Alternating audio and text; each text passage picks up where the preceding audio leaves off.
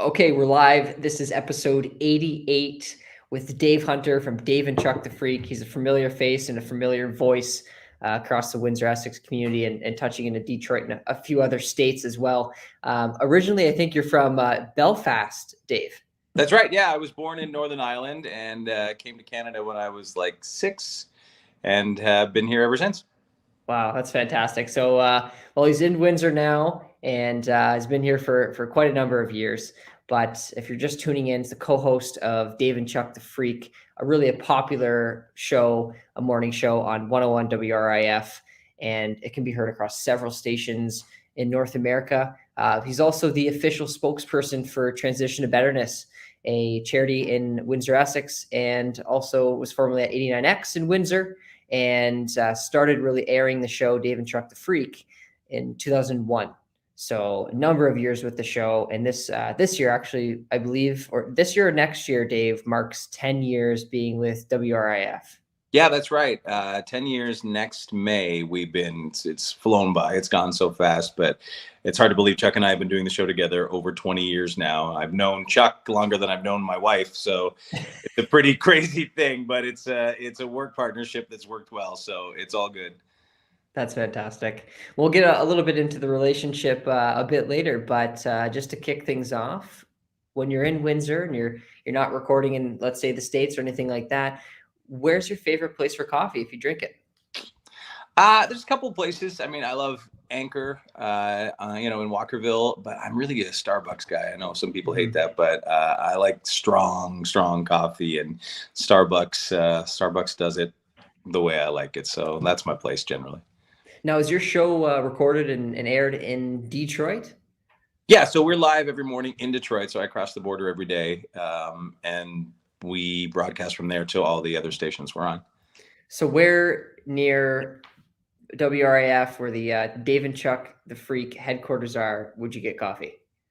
Again, it's probably Starbucks. There's I crossed the border at 3:30, so there's nothing open anywhere really at that time. So I'm a brew my own kind of guy. Honestly, most of the time I prefer it better anyway. So I get to work and I make my first coffee of the day, and that gets me started. So 3:30 in the morning. You must go to bed quite early then. Yeah, we're almost at my bedtime right about now. It's coming Okay, up. well, I guess I'll make it short. But no, I wanted to touch base with you to talk about your fantastic career in radio and broadcasting, and just a little bit more about how Dave and Chuck the Freak started and all that stuff. So we'll jump right into it. How did you first become interested in radio? You know, I can't really pinpoint a time. All I know is there's tapes of me at like 8 years old interviewing my grandma, and so it's always been something that's in me. I've always been curious and passionate about that kind of thing. I've always been a newsie. I always kind of followed that. I really wanted to go in the direction of news. And I covered, when I started in radio in Toronto, I covered the Paul Bernardo murder trial, and it really kind of switched my whole career path because it was, horrible, as you can imagine. And I decided, no, you know what? I love the business, but I want to laugh. I don't want to be serious my whole life. And so I went more towards comedy and radio and that kind of thing. Okay, very cool. And yeah, I mean, that's where life takes you. You don't know until you try it, right? Yeah, for sure. Absolutely. And how did you and Chuck first start this relationship? And I mean, your show has blown up. It has over the vast number of years, and like you said, over 2 decades together. How did this all start? Well, honestly, it started in Windsor, of course. We were both working together. I started in Windsor on AM 800. I was a weekend news anchor, and then during the week, I covered city council, which you know a lot about. And so that was my deal when I started. And then I went over to the FM station, and I was on 93.9 The River. And Chuck was he ran the board at AM 800. He did all the weekend shows. And so we first kind of met then. And then 89X had Chuck come over there to run the board for the morning show there. And several months after that, I was brought over to 89X to do the morning news there. And from there, it slowly evolved. There were 2 other hosts at the time, Kelly and Dean. Chuck and I were just kind of background guys. And then Dean left to go to Toronto. And then it became Kelly, Dave, and Chuck the Freak. And then Kelly left, and it became Dave and Chuck the Freak. And so, yeah, as I said, we've known each other as single guys before marriages and kids and all that jazz. We've been together doing this a long time. So in order to start a radio show, is this something where you have to attract attention from a news outlet to want to invest money into the show? Is there something in your career that you covered something and it got the attention? Like, these guys got what it takes, they have what it takes to have their own radio show. We need to give them airtime. I think in radio, and especially in this, in Windsor, Detroit, we were broadcasting in Windsor when we started at 89X, and, broadcasting into Detroit, a massive radio market with such a history and so many legendary DJs.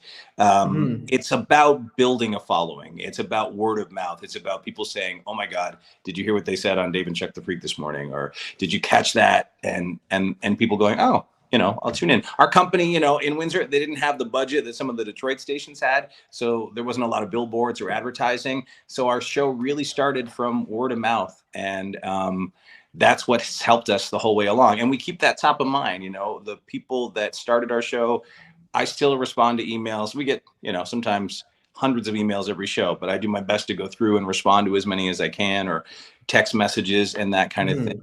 We connected with the fans and we stayed in touch with the fans, I think. And that's been hugely important to the growth of our show through the years.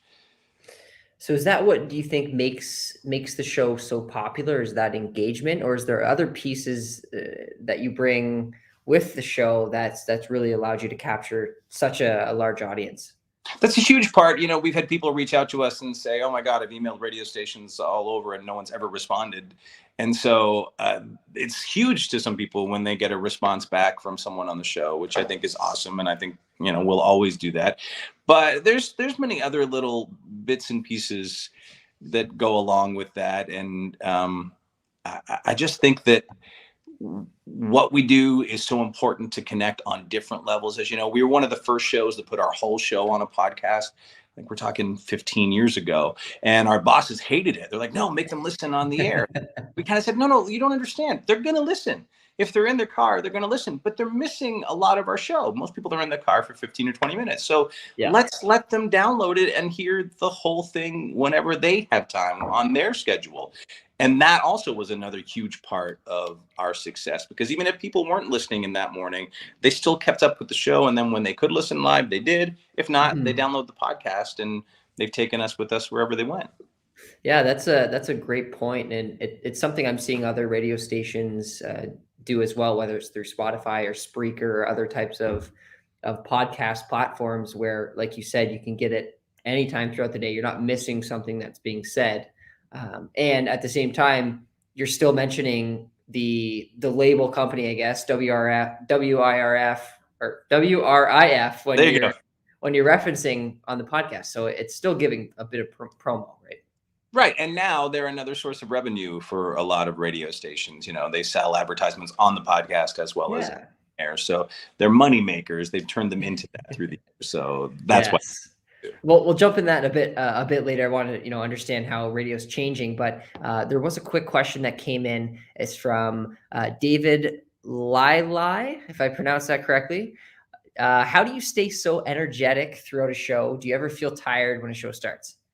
Oh my God, absolutely. All the time. Just imagine, like you don't sleep well every night, and getting up at 3:30 comes bright and early. I get up at 3. So I think we just work off each other in the room. The best part about being on a show, with a group of people is one of us could be having a bad day. And there's other people around to kind of, pick up the ball and kind of run with it for you.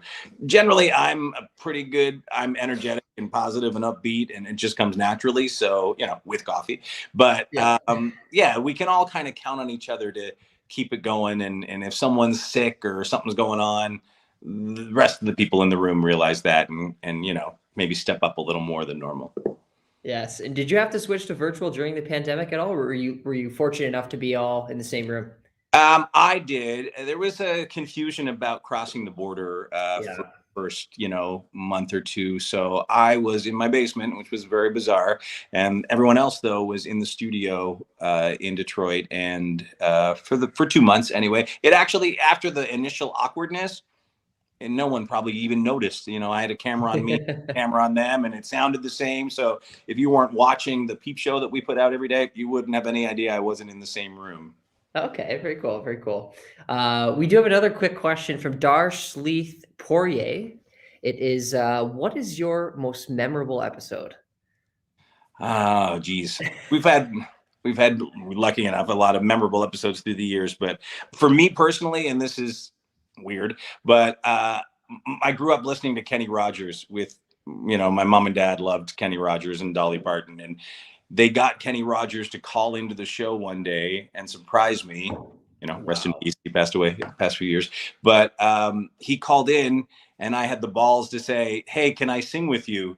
And we sang The Gambler together live on the air, and blew my family's mind. My whole family couldn't believe that actually happened. I was a superstar in Ireland and across the world. So that was probably for me one of my most memorable episodes. I can say I sang The Gambler with Kenny Rogers. It's a pretty big deal. And now you just have to get Dolly Parton. That's it. I'm trying. Trust me, I'm trying. No, that's awesome. Thanks for the questions. But going back just a little bit to how radio is changing, you mentioned Dave Chuck the Freak, expanding to the podcast platform for people watching later. Have you noticed anything else change in the past 20 years that you've been doing the show? Oh, so much. I mean, there's good and bad with all of it, right? Social media is amazing. Many different platforms for us to reach our listeners and share. Even when we're off the air live, we can share things through there. We can stream videos. They can be at events with us that they couldn't normally be at. That's all the positive stuff. The negative stuff, you put yourself out there every day, you get instant feedback, good and bad, and positive and negative. And so there's some haters and there's some, not so great people, but we're lucky. Our show is, I would say, had 90% positive feedback through the years. Lots of love from lots of amazing people that listen to us every single morning. And we're like friends or family to them. They hear about all of our lives every day. They're having their coffee. They're getting the kids off to school. They're on the way to this construction site, whatever it is. We're there with them every morning. And just trying to make them laugh, just trying to take their minds off the crap we all have going on every day. And so thankfully, the feedback from that is amazing, and we always appreciate it. And just speaking of a little bit about, we talked about how things are changing in the broadcasting industry. For someone entering this type of career now, what would be your advice to them? How do they enter it in such a changing environment? You've got to be incredibly determined. You've got to know this is what you want to do. I mean, now more than ever, especially in Canada, the media landscape has changed tremendously. Mm-hmm. Where there were once 300 jobs, there's now 30 jobs. One guy is doing the job of 5, 6 people that normally would have done that. So as you get bought out by bigger companies, like a lot of Canadian, stations have, for example, Bell, it leads to corporations running you and downsizing. So to want to be in the business and really want to do it, you're going to face some tough times along the way. You just got to get used to that. And you generally got to start small. So you've got to pick like a smaller town or a smaller market, start there and work your way up to bigger cities if that's what you want to do. Would you recommend starting as an independent? Yeah, it all depends. It all depends really what you want to do with your life and your future end goal of what you want to do. I mean, we're incredibly lucky. Jobs like we have are pretty slim. You barely get a chance to do a morning show in, one of the biggest markets in North America, and then be able to air in other markets as well. And that just doesn't happen for most people. So one of the things that Chuck and I, we're always grounded, we're always humble, we're always thankful. We know this could end tomorrow, but we also know it's been an amazing ride. We've been very blessed to be, along the way, do what we do. So, but if you really want to do it, I think you can do anything if you really want to do it, but you just have to be determined, and you got to be able to go with the ups and downs of the industry. Yep. No, I think that goes with everything in life. Sure. Absolutely. Another quick question. What was the technology in radio like when you started versus today? Completely different. I mean, I was literally splicing tape. It was reel to reel tape, and I would have to splice it before I aired my interviews and cut it together. There was no digital editing. I literally had to, if I didn't like a part of it, I had to cut it physically out of the interview and then tape it back together and hope it sounded okay and seamless as it played. And then from there, they were called carts, pretty much like cassettes that were just on a loop. And all the songs we played on 89X were on cart.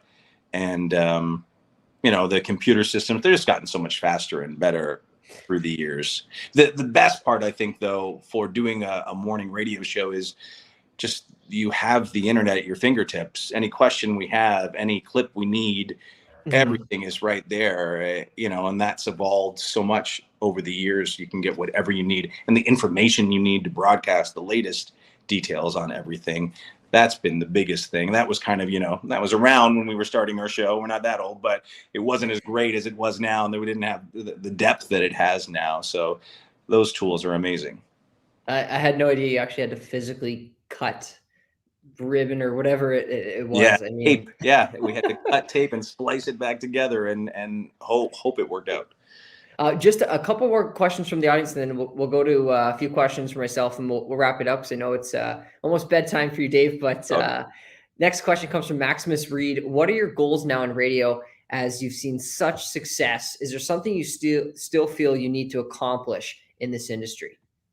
No, I don't know if I have any more goals.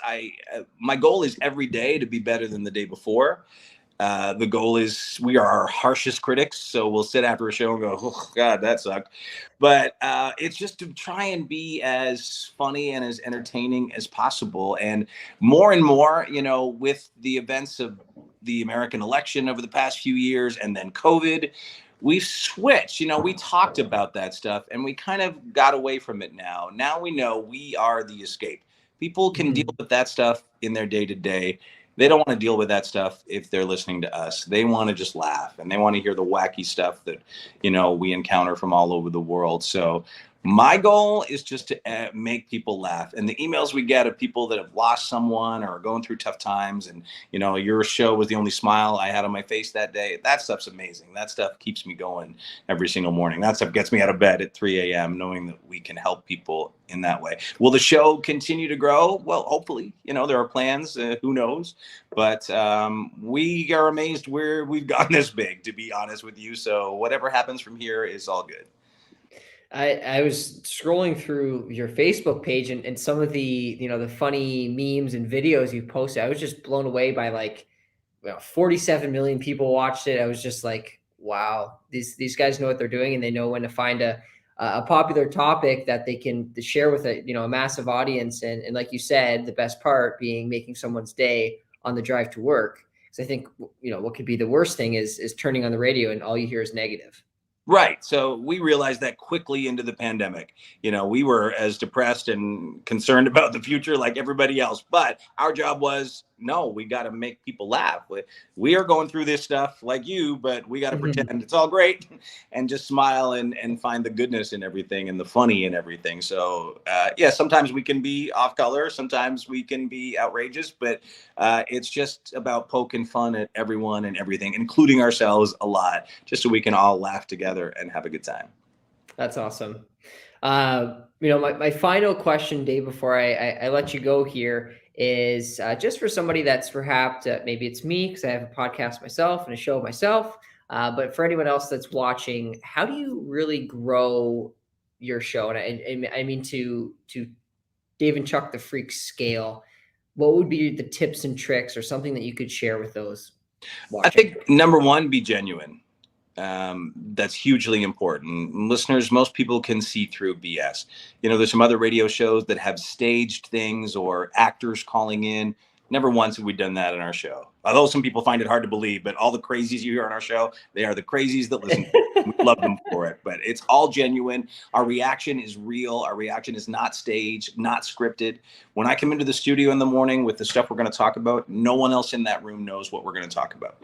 The first, little bit of starting our show years ago, we would talk about what we were going to say on the air and kind of think about how we would react. And we'd laugh our butts off in the office. And then we get on the air and go, no, we already said that. It wasn't as funny. So we realized, no, if we want to do it, it's got to be live. It's got to be real. And so the reaction you're hearing on air is the first time all of us have heard it. Nothing's staged, nothing's planned. So being genuine is super key to being successful, I think, with, listeners these days. That's hugely important. I appreciate that advice, and it's just going back to it a bit. Like it sounds like if you were to over prepare yourself for an interview and try to figure out what somebody's going to say next, like you said, it comes off less genuine. And I'm just thinking back to an interview I watched with Larry King, and he mentioned that he wasn't preparing for any of his interviews, and he would interview the guests and have no idea anything about them and just kind of went for it. Yeah, I think I try to do that. I'll get some background if we're interviewing people, just so I don't sound like a fool and I know Yeah. about them. But the best moments come from listening. Picking up something they said, or being actively in the conversation instead of reading the next question down here. So those are the key things that keep the interview going and make it sound real and realistic. And then I'll ask all sorts of crazy questions that they weren't expecting, and you get a genuine reaction from whoever they are. Some celebrities are super strict. They'll have questions and you can't vary from them. That's why we don't do a lot of interviews anymore. We hate that. They'll send the questions you're allowed to ask, and they have to be asked in that way. And Yeah. have 7 minutes, and there's no room for any fun. It's, I'm here to promote my movie, and here's what you can say to me. So we kind of gave up on most celebrity interviews for that reason, because they're so controlled now. But in the ones that we have free reign, then we have fun with it. And yeah, you just try and make it as off the cuff as possible.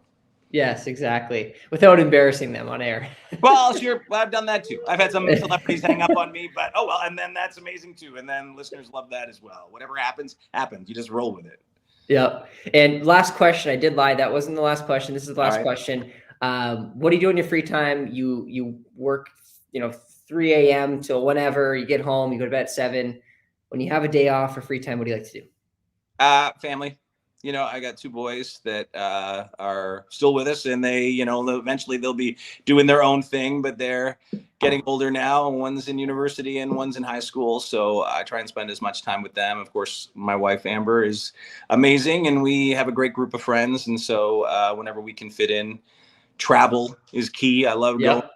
anywhere and exploring new parts of the world. And also I think it's important to give back to the community too. I love Windsor, Essex. It's where we started. It's who started our show and who made us successful in the beginning. So like you said, I've worked with Transition to Betterness and still am the spokesperson. And I worked with Easter Seals through the years, hosting the telethon and trying to raise money for some challenged folk in the community and that kind of thing. So anytime I can give some time back. I just did an auction at the Erie Shores Hospital Gala. So I love to be able to help out the community and especially raise money for great causes. If my dumb voice can help out in some way, then perfect. I'm glad to do it. Well, I imagine you get an MC role quite often. So Yeah, I mean, you can't do them all, but ones that mean a lot to me and I think do a lot for the community, I absolutely will help out. awesome. That's amazing to hear. And Dave, thanks for joining the folks in Windsor. Glad to have you here and talk a little bit about all the exciting things happening with Dave and Chuck the Freak. All right, Lennon, thank you so much. Appreciate it. Thank you. Take care.